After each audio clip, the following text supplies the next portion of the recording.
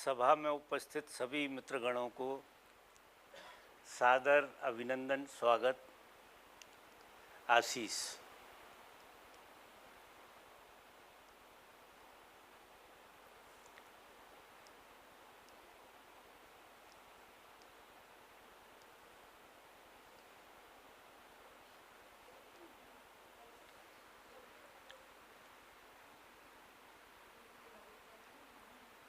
मित्रों,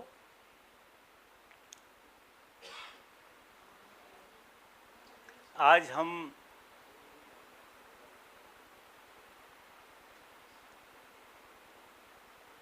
कुछ साधना संबंधी बातचीत करेंगे।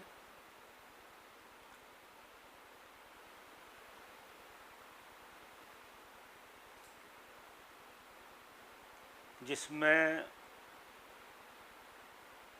आप लोगों के सहयोग की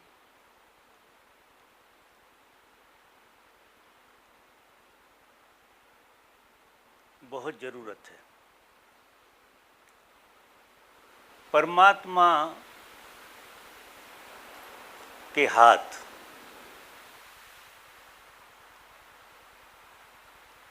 सदैव हमें पुकार रहे हैं। परमात्मा सदैव पुकार रहा है और वो तुमसे आलिंगन करना चाहता है। अगर संसार में लोगों की कोई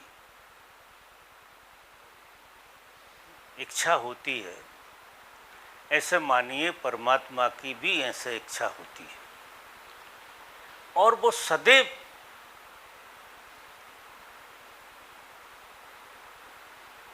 आप जो भी प्रकृति है और प्रकृति में जो भी श्रेष्ठतम कृति है वो मनुष्य की कृति है। तो परमात्मा सदैव मनुष्य के प्रति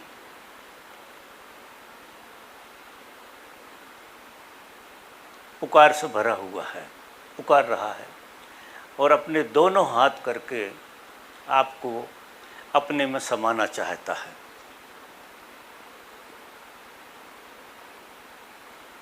बस हमारी तैयारी की ज़रूरत है। हम उस तरह से तैयार नहीं। हमारे अंदर जो एक आवश्यक बुराई पैदा हो गई है वो तथाकथित ज्ञान की बुराई हो गई है। मनुष्य में जो एक बुराई ने जन्म लिया है,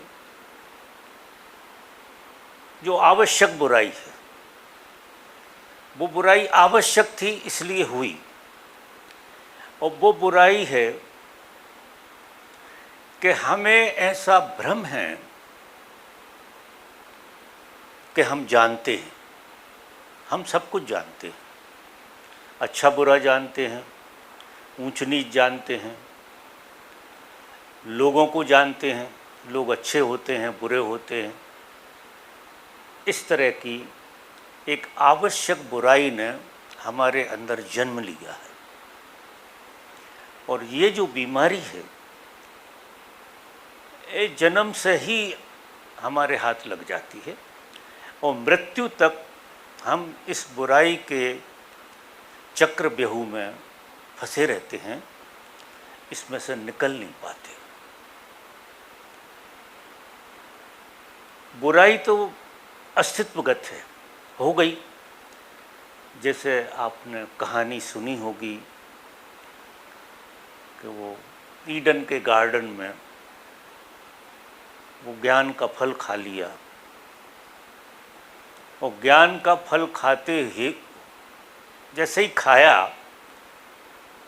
तो उन्हें अपने होने का ज्ञान होने लगा।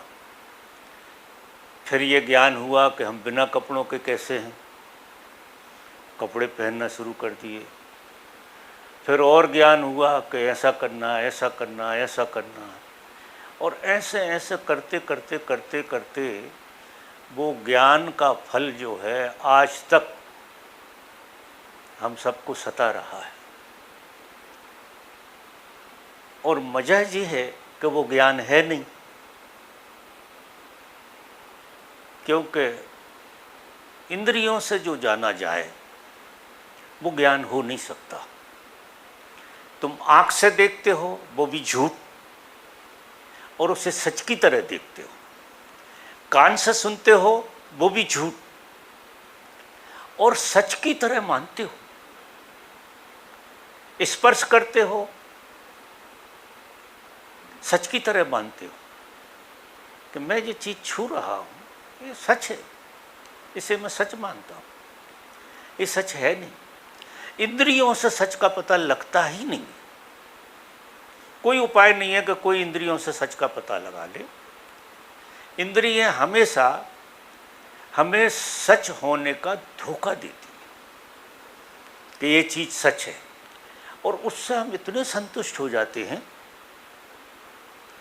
कि हम उसी को जिंदगी मान लेते हैं।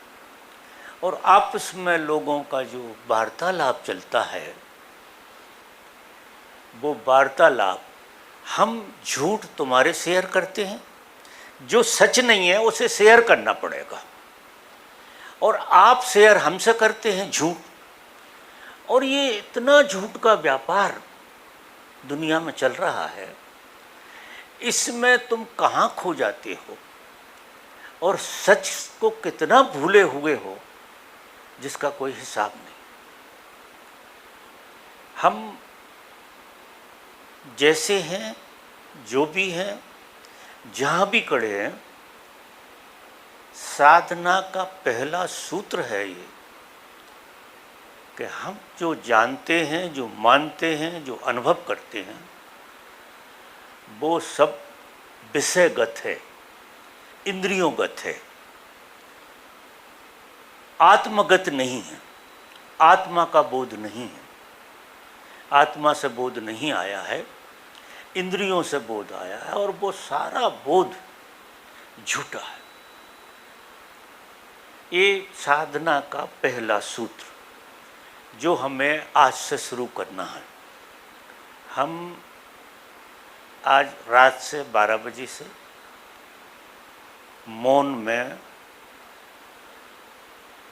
चलेंगे। इस सूत्र के साथ चलना पड़ेगा आपको कि आप एकदम अज्ञानी आदमी हो, आपको रत्ती भर पता नहीं है किसी चीज का, और जो पता है वो इंद्रियगत है, इंद्रियों से जाना गया है वो है। आपका अपना कोई बोध नहीं है। किसी भी तरह के अनुभव होते हैं साधना में, वो मन के अंतर्गत ही होते हैं। आत्मा में कोई अनुभव नहीं, आत्मा अनुभवों से पार है। मन के अनुभव बहुत होते हैं लोगों को, वो भी सच नहीं है।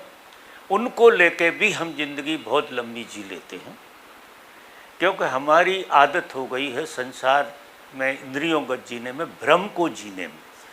तो मन फिर आध्यात्मिक भ्रम पैदा करवा देता है कि वो तुम्हें जिलाना चाहता है। जैसे कोई आदमी की नींद टूटती हो तो उसे एक सपना घेर लेता है, और सपना उसे दोबारा से सुला देता है। जब वो सो जाता है तो सपना खत्म हो जाता है, और जब वो जागने लगता है तो फिर सपना उसे सुला देता है। गहरी नींद में सोने के लिए लगातार सपने होना जरूरी है, तो लंबे तक सो सकते हो। अदरवाइज तुम 2 घंटे से ज़्यादा सो नहीं सकते, क्योंकि ज़रूरत नहीं है शरीर की। चूँकि तुम बहुत गहरी नींद नहीं जाते हो, नींद की ज़रूरत है, इसलिए सपने तुम्हें बार बार सुलाने का काम करते हैं। उसी तरह से हमें बोध न जग जाए तो फिर हम जो इंद्रियोंगत जो हमारे अनुभव हैं, मनगत जो अनुभव हैं, उनको सपना बना के हम अपनी सोने की अवस्था को बरकरार रखते हैं, और हम 70-80 साल सो के निकाल देते हैं, और हमें अज्ञान का बिल्कुल पता नहीं। असली में ज्ञान का पता नहीं लगाना है। लोग बाग ध्यान में ज्ञान का पता लगाने की कोशिश करते हैं, क्योंकि हमारी आदत, हमारी जो आदत है वो तथाकथित ज्ञान का पता लगाने की एक आदत हो गई। तो ध्यान में भी हम और कुछ नहीं करते, पता लगाने की कोशिश करते हैं कि हमें क्या हो रहा है, ऐसा हम जानें, ऐसा हम पता लगाने की कोशिश करते हैं और उसी में हमारे बरसों गुजर जाते हैं और पता लगाने की आदत हमारी टूटती नहीं। तो हमें पता लगाने की आदत कब टूटेगी? जब ये आपको समझ में अच्छी तरह से आ जाए कि अज्ञान के अलावा हमारे पास कुछ नहीं। अज्ञान को अज्ञान की तरह आदमी क्यों नहीं देखना चाहता? इस संसार में पैर कट जाएं, हाथ कट जाएं, आंखें चली जाएं, कान चले जाएं, इतनी पीड़ा उनकी नहीं होती जितनी अज्ञान के बोध की पीड़ा होती है। सबसे ज़्यादा पीड़ादायक अगर कोई चीज़ है हमारी ज़िंदगी में तो वो है हमारे अज्ञान का बोध। तो अज्ञान का बोध ना आए उसके लिए हम इतने उपाय करते हैं कि हम उसे छुपा देते हैं। बहुत एन कैन प्रकरण हम उसे छुपा देते हैं। कहीं से भी कोई महापुरुष तुम्हें अज्ञान की झलक दिलाता है।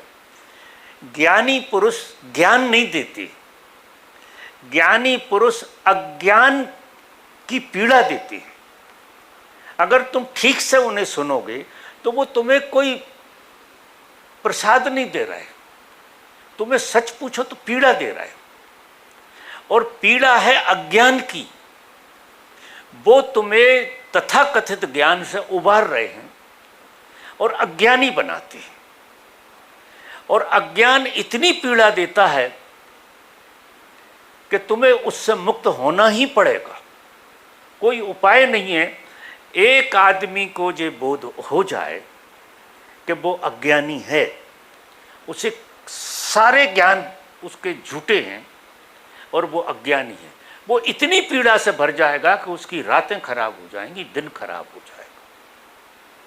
तो हम क्या करते हैं कि महापुरुषों को सुनते हैं तो जो वो सुलाने वाली बात कुछ फिट बैठ जाती है वो सुनते हैं और वो कहते हैं, वो बात जो चोट करते हैं, जो समझाते हैं, वो बात तुम्हें बिल्कुल समझ में नहीं आती।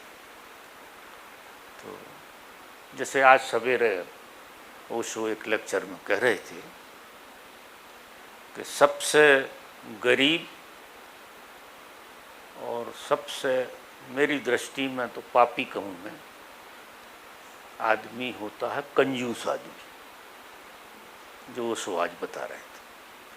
अब किसी कंजूस को आप कह दो कि तू कंजूस है, इसको मानने वो बिल्कुल तैयार नहीं होगा, क्योंकि आपने क्या किया कि उसके अज्ञान को उघाड़ दिया और हम उस अज्ञान को देखना नहीं चाहते।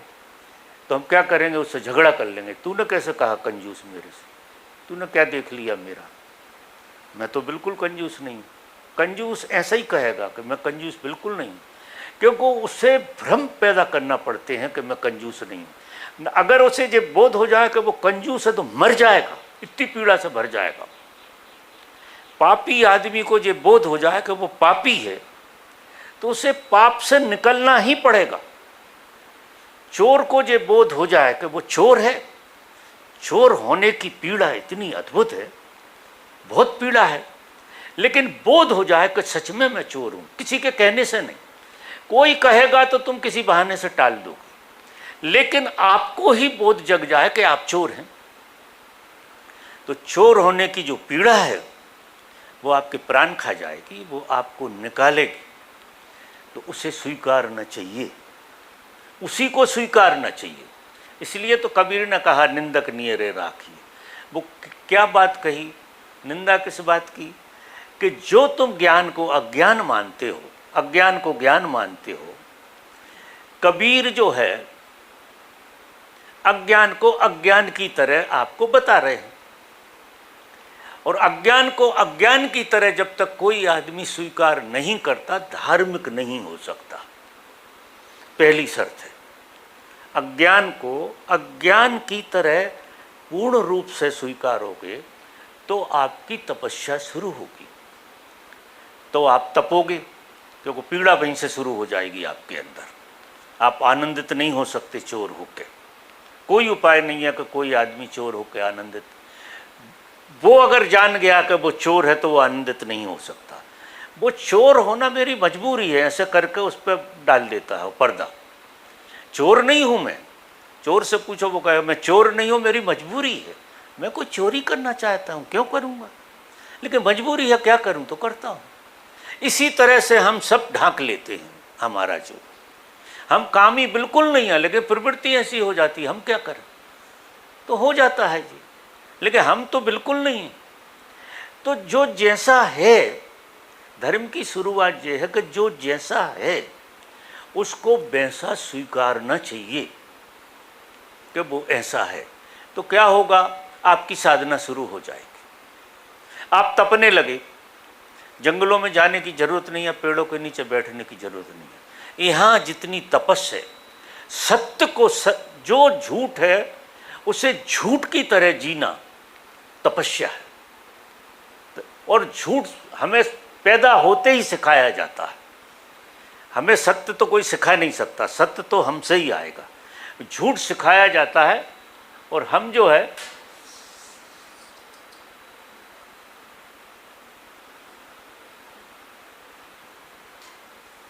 नहीं, वो तो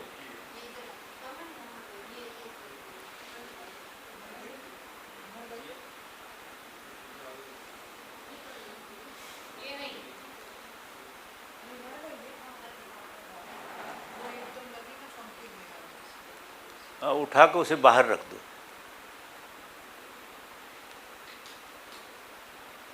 तो आज जो है, ये तो मैंने बीमारी की बात कही कि ऐसी बीमारी सबको है, एक आदमी को नहीं, पूरी मनुष्य जाति को है। और पैदाइशी ये बीमारी हमें माँ बाप से मिलती है, गुरुओं से मिलती है, जो तथाकथित गुरु होते हैं, मित्रों से मिलती है।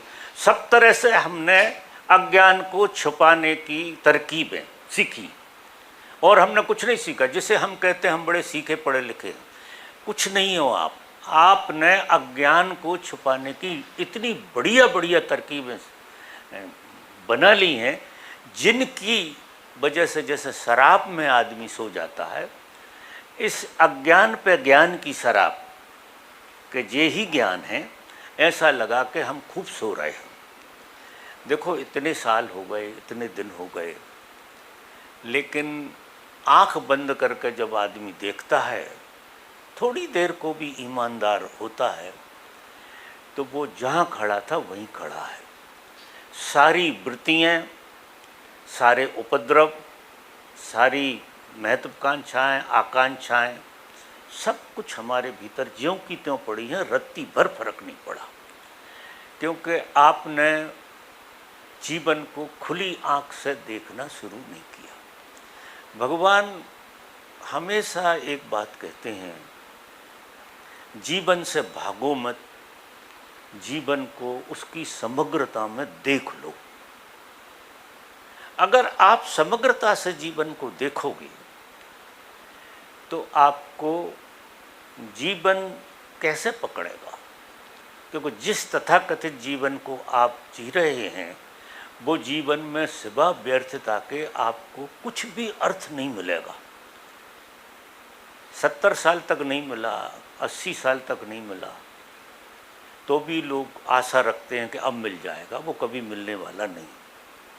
कभी किसी को जिस तरह का तथाकथित जीवन जीता है, जीवन की सार्थकता का पता नहीं लगेगा। और जीवन बड़ी सार्थक चीज़ है, इतनी सार्थक चीज़ है कि उसके बगैर तुम तृप्त हो नहीं सकते हो। जीवन का सीधा सीधा मिलन हो जाए आपके साथ, तो जिसे आप जीवन मान के बैठे हैं वो जीवन है नहीं, वो एक भ्रमणा है, और भ्रमणा को हम जी रहे हैं। तो भगवान कहते हैं कि लड़ना नहीं है, समग्रता से देख लो। मैं चोर हूं तो मैं इतना अनुभव करूं चोर होने को, इतना अनुभव करूं। मैं झूठा हूं तो इतना अनुभव करूं झूठा होने को कि मैं झूठा हूं। अब ये आग आपके भीतर, किसी की गवाही की जरूरत नहीं है इसमें, आप ही गवाह हो जाइए आपके तथाकथित होने के, जिसे विटनेस कहते हैं, कि आप विटनेस होकर देखिए तो आपको इतनी पीड़ा होगी। क्योंकि आप ईमानदारी से कहो, कौन चोर होना चाहेगा, कौन पापी होना चाहेगा, कौन दुष्ट होना चाहेगा, कौन किसी को सताना चाहेगा? कोई नहीं चाहता। क्योंकि हमारे अंदर जो सात्विक तत्व है वो हमारा पीछा कर रहा है। जो संभावना है हमारी वो पूरी की पूरी और है, और हम जी रहे हैं कुछ और। तो संभावना भी पीछा नहीं छोड़ रही। अगर आप की ये संभावना नहीं होती, पशु होते, जैसे कि पशु होते, उनकी कोई संभावना नहीं है तो वे राजी होते। तो हर आदमी बिल्कुल ईमानदारी से जानता है कि वो जैसा है वो लीपापोती कर रहा है, वो झूठा है। हर बात को, उसका प्रेम झूठा, उसकी दोस्ती झूठी, उसके रिश्ते झूठे, उसके नाते झूठे, उसकी मोहब्बत झूठ, सब कुछ झूठ। और ये बात समझ में आती है लेकिन तुरंत हम लीप पोत लेते हैं कि नहीं नहीं, ये तो सब मेरा तो ढंग अलग ही है।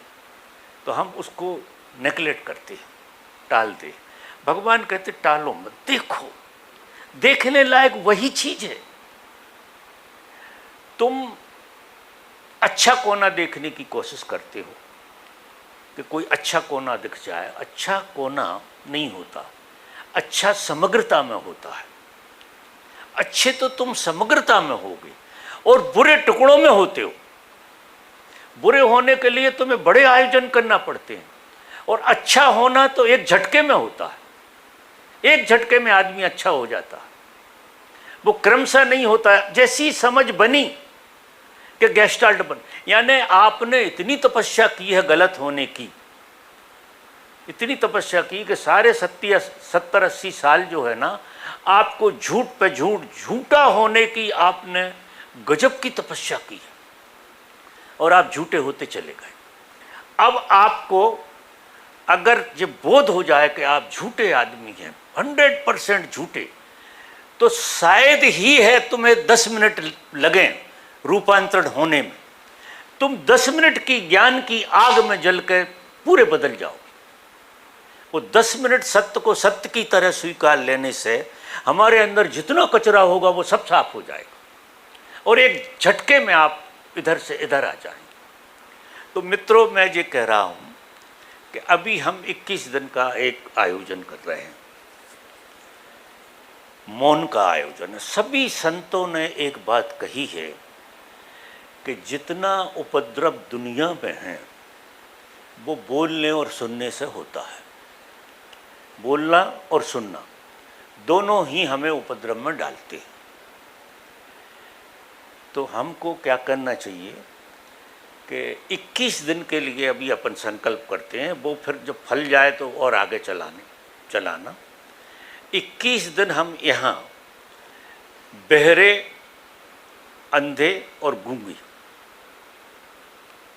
3 तरह से हो जाएंगे। गांधी जी के जो 3 सूत्र हैं ना, उसने तो किस जगह से कहे हमें पता नहीं है, लेकिन सत्य यही है कि अगर कोई आदमी बहरा, अंधा और गूंगा हो जाए, 21 दिन के लिए हो जाए, सबके लिए अंधा हो जाए, वो सबके लिए बहरा हो जाए और सबके लिए गूंगा हो जाए, बिल्कुल उसे मुंह खोलना ही नहीं है। चाहे बम फूट जाए तो भी मुंह नहीं खोलना, चाहे कुछ भी हो रहा हो, आग लग रही हो तो भी आंखें उसकी तरफ नहीं डालनी। आंखें खोलो तो प्रकृति की तरफ खोलो, घटनाओं की तरफ नहीं। पानी बरस रहा, खोलो आंखें, बैठो वहाँ। तो मौन का जो सूत्र है, परम सूत्र जो है, उसमें एक तरह से काम नहीं होता कि हम चुप हो गए इससे बात हो जाएगी, बिल्कुल नहीं होगी। चुप होना तो वो आप जबरदस्ती करेंगे, क्योंकि आपको बोलने को ये 3 चीज़ें उकसाती हैं। आँख और कान बहुत उकसाते और आपका बोलना हो ही जाता है। अगर मुंह से नहीं बोलोगे तो विचारों से बोलते रहोगे, फिर वो बातचीत तो चलेगी। अगर कान और आँख आपके बहिर्मुखी हैं तो आपका बोलना होगा ही, वो स्थायी स्थूल नहीं होगा, तो सूक्ष्म रूप से आप बोलो। तो अपन को जिन मित्रों को मौन में जाना है और सच में जीवन के सत्य को समझना। अब देखो, जो 21 दिन का जीवन मैं कहता हूँ आपके जीवन में रूपांतरण ला देगा। एक तो आपका फोन नदिया में फेंक देना 21 दिन के लिए, चाहे आपका बेटा मरे, बेटी मरे, माँ मरे, क्योंकि वे तो आज नहीं मरेंगे तो 3 दिन बाद मरेंगे। जो भी मरना है वो तो मरेगा ही, और सब मरे ही हुए तो हैं। हाँ, इस जिंदगी जिंदा है को, और अब मरा हुआ मर जाए तो क्या फर्क पड़ रहा, वो कर क्या रहा? कोई परमात्मा की यात्रा में तो जा नहीं रहा। दौड़ तो संसार की, मरे तो मर जाए। लेकिन साधक को उससे हिलना नहीं, बिल्कुल नहीं हिलना। तो 21 दिन अपन ऐसे रहेंगे कि ये सूचनाएं बंद पूरी। आप देखो 21 दिन में कितना फर्क पड़ेगा आपके जीवन में। मैं तो ऐसी उम्मीद करता हूँ कि धर्म से ज़्यादा सरल कोई बात नहीं है। हमने कभी ऐसे गहरे प्रयोग किए नहीं, हम कभी ऐसे जिए नहीं। हम ना अंधे होकर जिए, ना बहरे होकर जिए, ना गूंगे होकर जिए।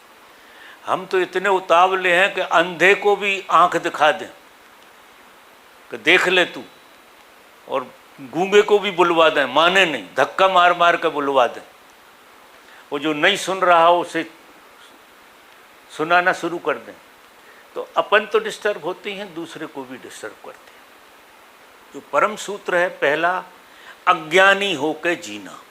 आपको किसी तरह का ज्ञान नहीं है, और ये 3 इंद्रियां बंद हो जाएंगी तो ज्ञान आपका, जो तथाकथित ज्ञान है, वो झड़ जाएगा। इन 21 दिनों में झड़ जाएगा आपका। तो इस तरह से आपको जीना है। इस तरह से आप जियोगे तो इतने दिन जो साधना आपने की है, वो साधना का जो फल है वो ऐसे प्रयोगों में जाकर प्रकट होता है। अभी क्या करते हो कि पानी भरते हो और छेद करते हो, पानी भरते हो छेद करते हो, घड़ा खाली का खाली रह जाता। और छेद ये 3 ही चीज़ों से होता है, आँख से, मुंह से और कान से। सारी वासनाएं इनसे ही आती हैं। अगर आप आँख से कुछ नहीं देख रहे तो साधना आपको कैसे वासना आएगी? आप कुछ देख ही नहीं रहे। अगर आप सुन नहीं रहे तो वासना पकड़ेगी कैसे? और आप बोल नहीं रहे। ये 3 चीज़ें हमें वासना से सबसे ज़्यादा जोड़ती हैं, संसार से जोड़ती हैं। संसार से जोड़ने का मतलब ये है कि आपको बिखरा देती हैं, आप बाहर फिक जाते हैं, तो अंदर आप खोखले बने रहते हैं। जो भी इकट्ठा होता है वो फिर बाहर फेंक देते हैं, आप बोलने में, देखने में, सुनने में। तो हम पहले 21 दिन में समझ पाएंगे कि सच में साधना कैसी करना चाहिए, साधना का मतलब क्या है। ये 21 दिन में बिल्कुल सबको समझ में आ जाएगा। और एक बार आपको मौन का रस लग जाए, सबसे ज़्यादा दुनिया में आनंदपूर्ण, प्रेमपूर्ण, पवित्रतापूर्ण और आशीर्वादपूर्ण कोई घटना है तो वो आपके अंदर है मौन की घटना। मौन में आशीर्वाद मिलते हैं, मौन में पवित्रता का बोध होता है, मौन में आनंद का बोध होता है, और मौन में आत्मा का बोध होता है। मौन से अच्छी चीज इस दुनिया में कोई है। लेकिन संपूर्ण मौन, चुप हो जाना एक अलग बात। चुप तो बहुत लोग हो जाते हैं, महीनों बने रहते हैं, स्लेट पे लिखते रहते हैं कि बोलते नहीं, हम लिखेंगे। वो ड्रामा नहीं। इसमें इन 21 दिनों में किसी को नहीं सुनना है, किसी महापुरुष को भी नहीं सुनना, कुछ पढ़ना नहीं है, क्योंकि मुंह खुल जाएगा, आंखें खुल जाएंगी, कान खुल जाएंगी, और निपट अज्ञान की यात्रा करनी है। क्योंकि ये चीज़ें सब सुनने पढ़ने में हमें ज्ञानी बनाती रहती हैं, तथाकथित ज्ञानी बनाती रहती है। उस भ्रम में हम 21 दिन निकाल भी देते, तो वो ड्रामा बिल्कुल नहीं। तो ना तो फोन, ना किताब, और ना किसी का लेक्चर, किसी का लेक्चर नहीं सुनना, सब भ्रम में डालते हैं। वो एक तथाकथित हमारे अंदर संतोष पैदा करा देते हैं, क्योंकि कुछ हिस्से आपके अच्छे हैं, उनसे तालमेल बैठ जाता है, उससे सारे हिस्सों को आप सच मान लेते हैं। कुछ हिस्से सच्चे सच में हैं, लेकिन उन हिस्सों को जब आप पकड़ते हैं किसी के द्वारा, किसी के माध्यम से, तो फिर आप जितने हिस्से आपके अंधेरे के हैं उनको भूल जाते हैं, उसी हिस्से को पकड़ कर बैठ जाते हैं। और वो हिस्सा इतना परमानेंट आपका चल नहीं सकता है, वो थोड़ी दूर जाकर ख़त्म हो जाता है और आप फिर वहीं के वहीं खड़े हो जाते। इसलिए मैं मना कर रहा हूँ कि ये सब बंद कर देना, 21 दिन ये प्रयोग करके हमें देखना। तो इसमें ये बातें हमको याद रखना पड़ेंगी जिनको भी। और दूसरी बात, शरीर थोड़ा जड़ता पकड़ेगा, क्योंकि करने के लिए जब ये इंद्रियों से हम काम करना बंद कर देते तो हमारी ऊर्जा इतनी है कि हम उस ऊर्जा को बर्दाश्त नहीं कर पाएंगे, वो ज़्यादा हो जाएगी। तो क्या होगा, बेचैनी बढ़ेगी। जब ऊर्जा हमारे अंदर रुकती है, फेंक नहीं पाते हम उसके लिए इंद्रियों के द्वारा, तो वो ऊर्जा हमारे अंदर उपद्रव पैदा करती है। तो हमें उत्तेजना पैदा होगी, एंजाइटी हो सकती है, और भी बातें हो सकती हैं, कई तरह की बातें हो सकती हैं। उसके लिए हमें 2 ध्यान करने हैं। एक सवेरे ध्यान करना है डायनेमिक, सबको, बिल्कुल सभी लोगों को डायनेमिक करना है। और दूसरा एक ध्यान करना है 3:30 या 4 बजे होगा, नाद ब्रह्म, वो ध्यान करना है। जिनको ऊर्जा और ज़्यादा परेशान कर रही हो, ऐसा उनको लगे, उनको 1 घंटा नृत्य करना है, वो नाचे, इतने अहोभाव प्रेम भाव से नृत्य करें कि सारी ऊर्जा को अस्तित्व में फेंक दें।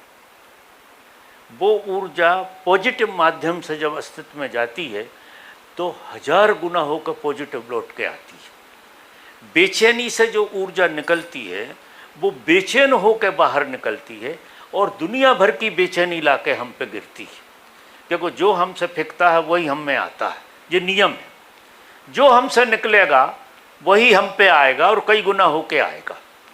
तो हमें पॉजिटिव ऊर्जा को बाहर स्प्रेड करना, फैलाना, प्रेम के माध्यम से, आनंद भाव के माध्यम से, भक्ति के माध्यम से हमें अपनी ऊर्जा को बाहर पूरा निकाल देना, बिल्कुल खाली हो जाना।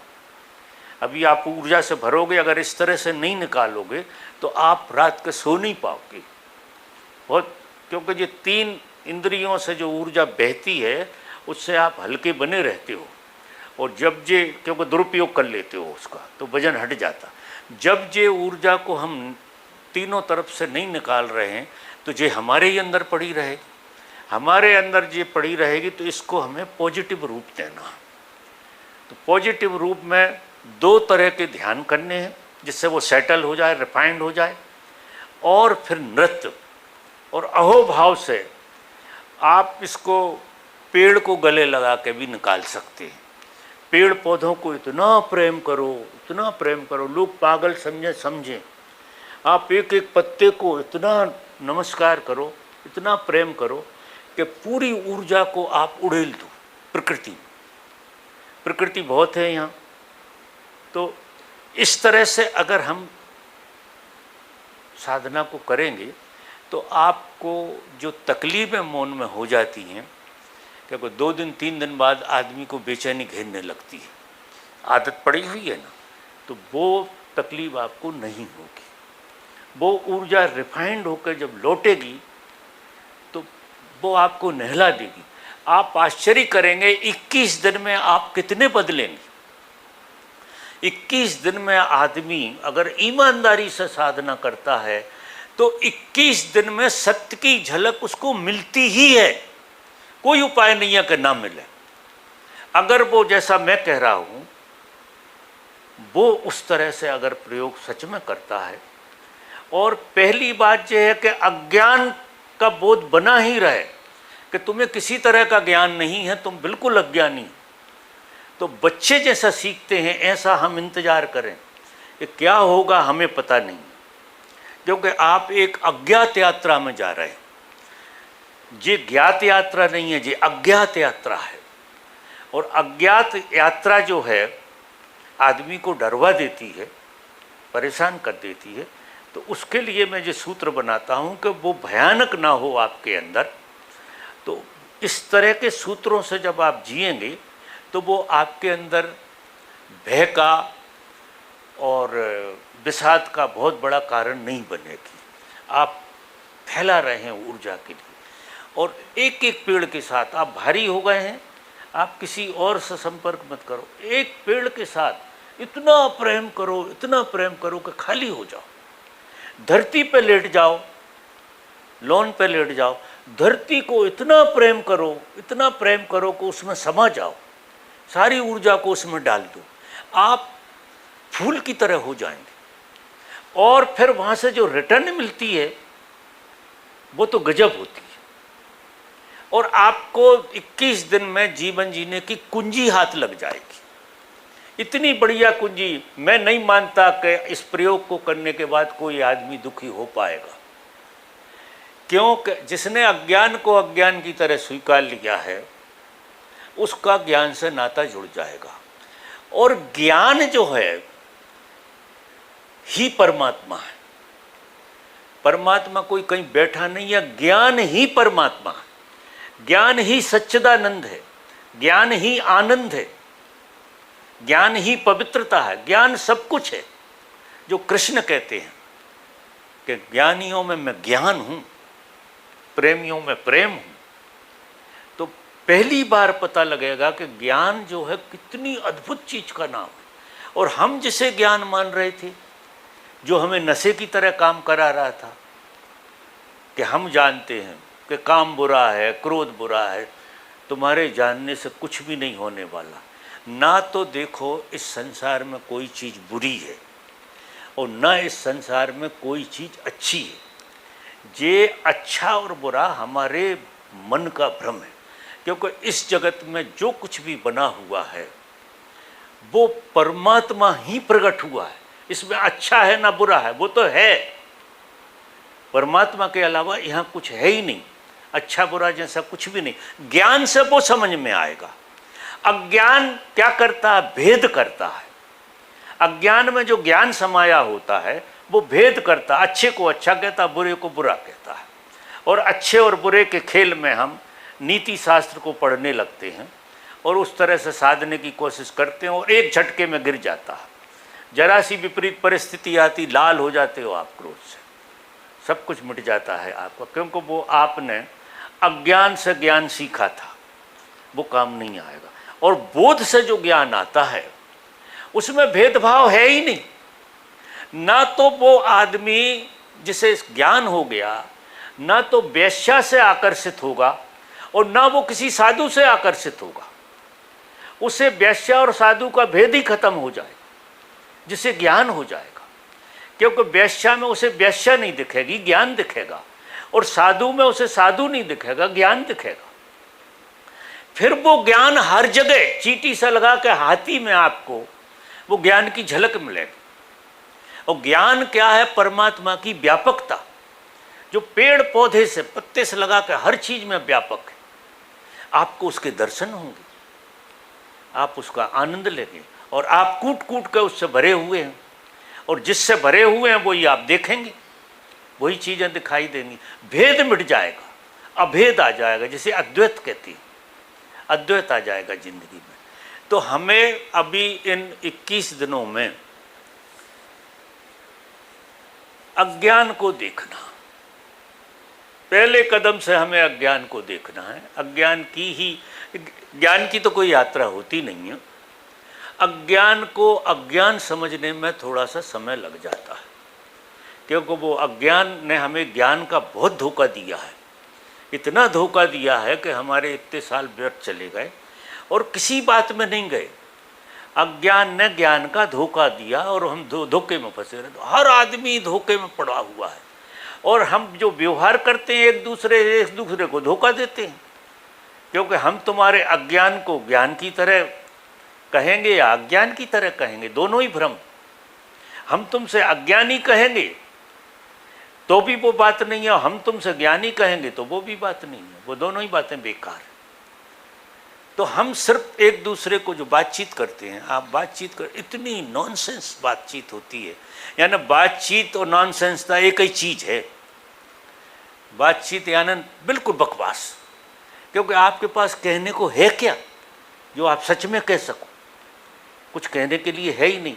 जो कहोगे वो आपके अज्ञान से आएगा, और अज्ञान से जो आएगा तो आपको तो तकलीफ हो ही रही, दूसरे को तकलीफ में ले जाएगा। तो चुप रहने में सार है, और चुप ऐसे तुम हो नहीं सकते सीधे, क्योंकि भरे हुए हो। आपको जीवन को कुछ सूत्रों से जीना पड़ेगा, तब जाके आप चुप हो पाओगे। तब इतनी चुप्पी आ जाएगी कि आपका बोलने का मन ही नहीं होगा। जैसे पेड़ चुप है ऐसे चुप हो जाओगे। और चुप्पी में जितना मजा है, मौन में जितना आनंद है, तुम परमात्मा को भी भूल जाओगे जो मौन में स्वाद उतरेगा। क्योंकि मौन में जो स्वाद है उसी का नाम परमात्मा। परमात्मा एक स्वाद का नाम है, परम स्वाद, परम आनंद। और मौन में वो उतरता है, झरता है आपके अंदर। तो आपका सहस्त्रार से लगा के मूलाधार तक मीठा हो जाता, एक प्रसाद से भर जाता, सब कुछ सब एक हो जाता, सातों चक्र एक हो जाते हैं, और आप एक मदमस्त हाथी की तरह हो जाते हैं। चलना उठना बैठना एक मौज रहती है, हमेशा प्रसन्नता बनी, जो तुम्हारा स्वभाव है।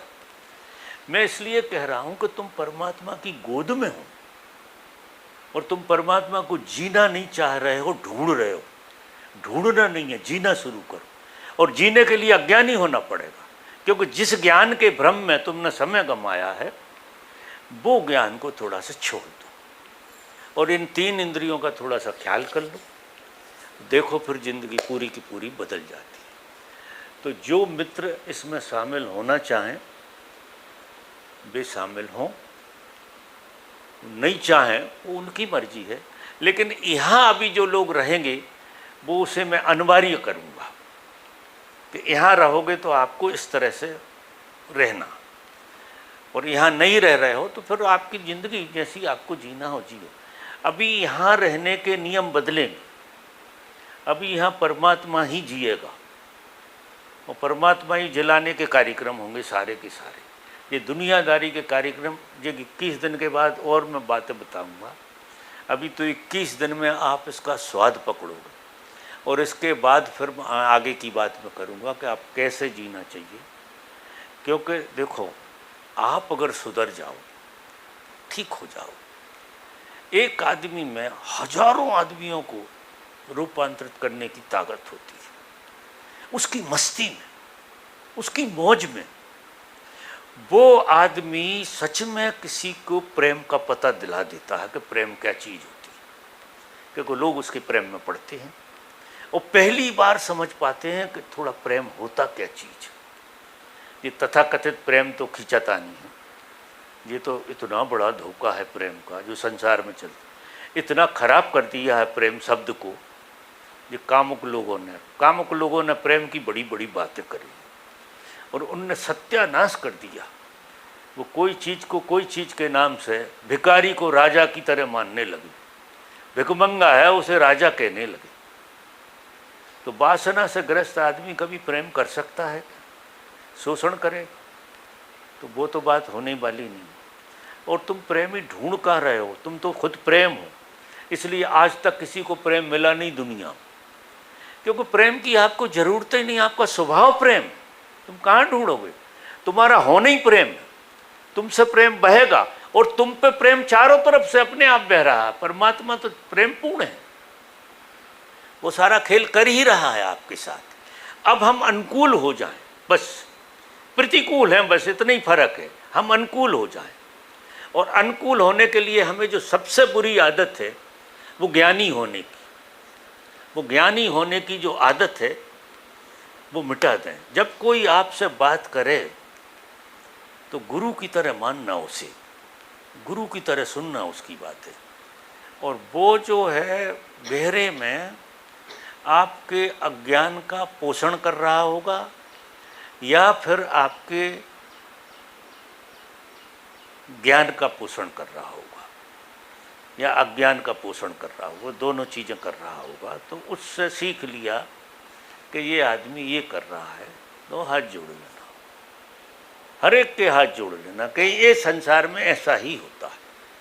तो न दुख न दर्द, जो संसार का नियम है, अगर इसमें रहोगे तो यहाँ दो तरह के काम करेंगे, या तो आपकी चापलूसी करेगा आदमी या आपकी निंदा करेगा, दो काम चलते रहते हैं। क्योंकि आदमी आदमी से व्यवहार वर्तमान के लिए नहीं करता, भविष्य के लिए करता है।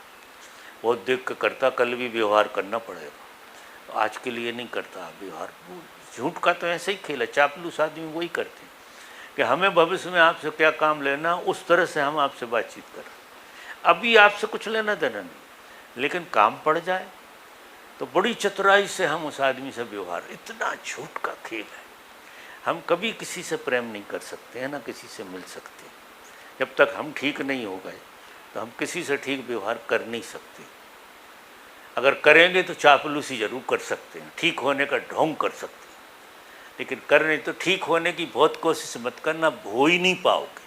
इस भ्रम में अभी तक तुम ठीक होने की कोशिश कर रहे हो कि दूसरों की नज़रों में हम ठीक हो जाएं, चापलूसी करके। मत करना चापलूसी किसी की, वो भले ही बुरा कहें तुम्हें, कम से कम चापलूसी तो मत करो, उन्हें भ्रम में तो मत डालो।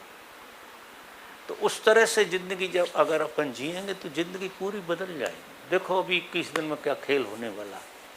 तो अभी मित्रों, हम आज रात के 12 बजे संकल्प पूर्वक मौन में जा रहे हैं, और मेरी जो छोटी छोटी सी बातें मेरे जीवन में काम आई हैं, इसलिए मैं आपको शेयर कर रहा हूँ कि यही सूत्र मेरे जीवन में काम आए। मेरे जीवन में जो ओशो की कृपा हुई, मैंने उनसे ये सूत्र सीखे और जिया। आप आश्चर्य करोगे, एक घटना मेरे जीवन की। मैं गेरुआ रंग के कपड़े पहनता था, गेरुआ रंग, और सक्रिय ध्यान करता था, मस्ती करता था, चलता था सारा खेल। एक जगह मैं कोई काम से गया और सरकारी गाड़ी में जा रहा था, मैं सरकारी डिपार्टमेंट में था। तो कहीं मैं उतरा काम देखने, और उधर कोई महाराष्ट्र से कुछ लोग वो हाथ से ढो के रथ निकालते हैं, और झांझरा मजीरा लेके वो कृष्ण बिट्ठल का वो निकाल के और कहीं ले जाते हैं वो दूसरी जगह। तो वो लोग सारे के सारे वहाँ कहीं कुआ था, वहाँ रुके थे, खाना वाना खाया, फिर भी उठे, और उनने मुझे देखा, गेरुआ रंग का कपड़ा और जो सब बाल थे, जबानी थी, तो उन्हें लगा कि साधु है, बढ़िया आदमी। तो उनने मुझे सबने साष्टांग प्रणाम किया, सब लोगों ने। उन लोगों ने जो मुझे मारा है, क्योंकि मैं इस लायक था नहीं, मैं इस योग्य नहीं था। मेरे अंदर काम भी था, क्रोध भी था, लोभ भी था, मोह भी था, सब था, बिल्कुल पाप को जी रहा था। और उन लोगों ने मुझे संत बना दिया, पाँव सबने छुए, साष्टांग सारे लोगों ने, करीब 30-40 लोग थे। मेरी हालत उनने इतनी खराब कर दी जिसका कोई हिसाब नहीं। मैं रात के एक पहाड़ी पे गया, वहाँ रात भर रोया, बहुत विषाद हुआ कि भगवान इस झूठ से मुझे मुक्त करा। या तो मैं जो कपड़े फाड़ दूं, फेंक दूं, और मैं साधारण आदमी की ज़िंदगी जीऊं, या फिर इसका सम्मान जिस ढंग से होता है मैं इस योग हो जाऊं। इतनी तड़फ और इतनी पीड़ा से मैं गुजरा हूं। मैं वो दिन याद करता हूं कि उनने मेरी ज़िंदगी को जो बदला, बहुत कुछ बदल दिया। उनने थपेड़े मारे, पाँव पड़ पड़ के, इतने थपेड़े मारे कुछ पूछो मत। मैं रात भर घर नहीं आया, रात भर रोता रहा पहाड़ी पे। और फिर मैं पूना गया, और भगवान से भी मैंने प्रार्थना करी कि भगवान, अगर मैं इस योग्य नहीं हूँ तो मुझे ये भेष पहनने का अधिकार नहीं। तो या तो तेरी कृपा, तू जैसा कहे वैसा करने के लिए तैयारी है पूरी। मरने की बात हो तो मैं 7 बार मर जाऊं, लेकिन झूठ को नहीं जीऊंगा, झूठ को नहीं जीना मुझे एक भी दिन। वो जो ईमानदारी आई, तो सत्य को सत्य की तरह जीने की, और झूठ का झूठ जब दिखाई देने लगा तो इतनी पीड़ा शरीर में, इतनी पीड़ा, इतना विषाद जिसका कोई हिसाब नहीं। और फिर भगवान ने क्या करिश्मा किया, उनने कोई इस तरह की लीला खेली कि वहाँ से आने के महीना भर के अंदर अंदर उनने सम्मान दिला दिया उन कपड़ों के लिए, ये कपड़े अब आप पहन सकते हो। तो मेरा निवेदन सबसे ये है कि सत्य को सत्य की तरह स्वीकारना,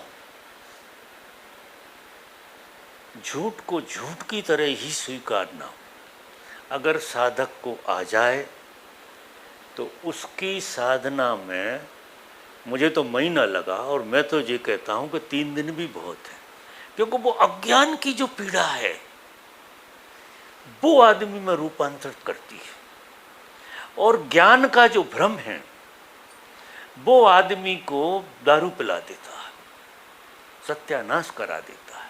साधक को अज्ञान की तरह जीने की पीड़ा भोगना चाहिए।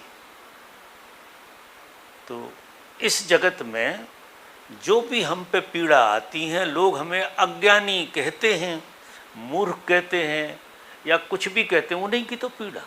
अब वे बुरा क्या कह रहे हैं, जाने अनजाने उनसे परमात्मा ही कह रहा है, हम उसे स्वीकार नहीं पाते, लीपापोती करते, नहीं ये जगत तो बहुत जगाता, बहुत खेल होते हैं। तो ये बातें मेरी आप अगर ठीक से समझेंगे और उस तरह से जिएंगे, और पहली शर्त है कि अभी तक तुमने जो जाना है वो सब झूठ जाना, वो भ्रम था, मन का था, खेल था और कुछ नहीं था। बिल्कुल पहली क्लास में से शुरू करेंगे अपन साधना, बिल्कुल पहली क्लास में आएंगे, और हमेशा पहली क्लास से ही होती है ये साधना, और पहली क्लास अंतिम क्लास हो जाती है, कोई क्लासें हैं ही नहीं। इस धर्म में कोई क्लासें नहीं है, सीधी डिग्री मिलती है पहली क्लास के बाद। ये ग्रेजुअल नहीं होता है, छलांग है जी पूरी की पूरी।